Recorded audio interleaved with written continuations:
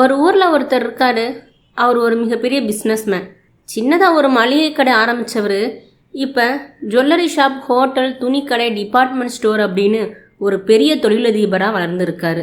அது மட்டும் இல்லாமல் ஊர்லேயே பெரிய செல்வந்தர், கௌரவத்துக்குரியவர் அப்படிங்கிற பெயரையும் பெற்றுவிட்டார்.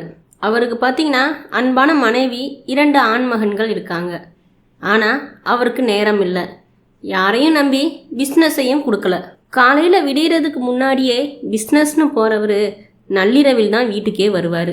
இப்படி இருக்கிறனால மனைவி பிள்ளைகளுடன் பேசவோ சேர்ந்து உட்கார்ந்து சாப்பிடக்கூட நேரம் இல்லாமல் பிஸ்னஸ் அப்படின்னே ஓடிக்கொண்டு இருந்தார்.